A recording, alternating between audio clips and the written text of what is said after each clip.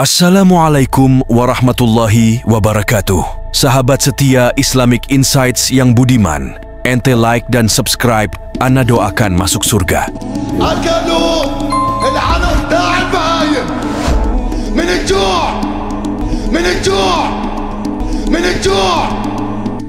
Di kesempatan kali ini, kita akan membahas tentang mengapa umat Islam di seluruh dunia harus membela negara Palestina. Masalah Palestina merupakan tragedi besar, khususnya bagi umat Islam di dunia. Ini adalah luka beku yang telah lama menelan banyak nyawa orang tak berdosa. Terakhir, konflik Israel dan pejuang Palestina Hamas kembali pecah pada 7 Oktober 2023. Muncul pertanyaan bagi sebagian orang, mengapa umat Islam harus membela dan mencintai Palestina? Palestina memiliki sejarah panjang dan memiliki arti penting bagi Muslim. Ada beberapa alasan utama mengapa tanah Palestina penting untuk umat Islam dan setiap Muslim wajib membela Palestina. Berikut penjelasannya. 1. Palestina merupakan tanah yang diberkahi. Dalam Al-Quran, Allah telah menamakan negeri Palestina sebagai tanah suci dan tanah yang berkah. Hal itu disebutkan dalam Al-Quran Surat Al-Ma'idah ayat 21. Wahai umatku, masuklah ke tanah suci yang telah ditetapkan Allah kepadamu, dan janganlah kamu mundur dari berperang di jalan Allah, karena nanti kamu akan dikembalikan sebagai orang-orang yang merugi. 2. Negeri para Nabi. Palestina merupakan rumah bagi para nabi dan tokoh-tokoh Islam. Palestina juga menjadi tempat kelahiran banyak nabi, termasuk Nabi Isa, Hazrat Ibrahim, Ishak, Daud, Yakub, Sulaiman, Zakaria, Yahya, dan sahabat lainnya seperti Irmia, Maryam, Samuel, Talut, Uzair, dan Yusha. Syam, Palestina adalah tanah suci yang telah diberkahi Allah Subhanahu wa Ta'ala. Dengan banyaknya nabi-nabi yang diutus ke sana, syariat yang mereka bawa telah menyebar ke seluruh dunia.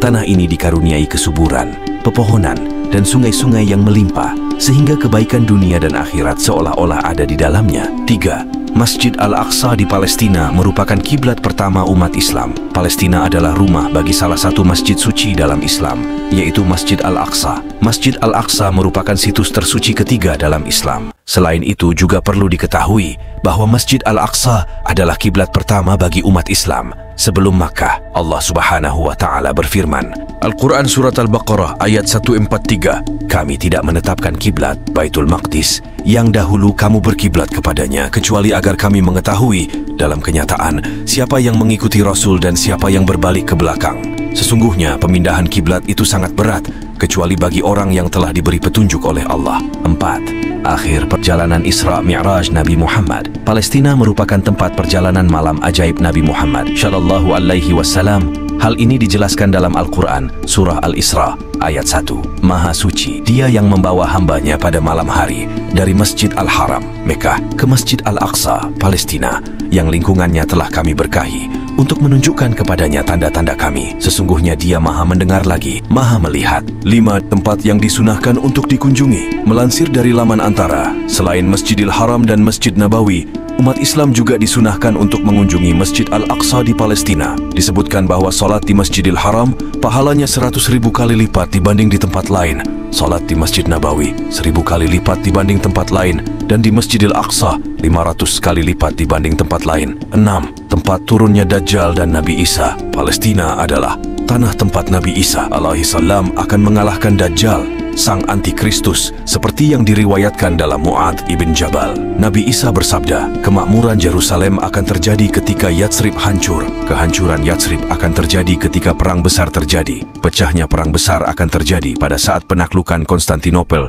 ketika Dajjal, antikristus, muncul. Diriwayatkan juga bahwa Nabi Isa kemudian akan mencarinya Dajjal sampai dia menangkapnya di gerbang Lud, sebuah desa dekat Yerusalem, dan membunuhnya. Al-Quran tak hanya menjelaskan pentingnya tanah Palestina, namun juga telah menuliskan perilaku Bani Israel yang merupakan bangsa yang sombong, pembangkang, bahkan telah membunuh beberapa nabi. Al-Quran Surat Al-Baqarah ayat 87 dituliskan bahwa orang-orang Yahudi atau orang-orang Israel dikutuk karena membunuh nabi-nabi mereka dan tidak menaati perintah Allah Subhanahu wa Ta'ala. Tetapi bukankah setiap kali seorang Rasul datang kepadamu, hai Bani Israel, dengan membawa apa yang tidak dikehendaki jiwamu, maka kamu sombong, dan sebagian para Rasul kamu ingkari, dan sebagian lagi kamu bunuh. Allah Subhanahu wa Ta'ala juga berfirman Dalam surat Al-Ma'idah ayat 78, terkutuklah orang-orang kafir di antara Bani Israel dengan lisan Daud dan Isa bin Maryam.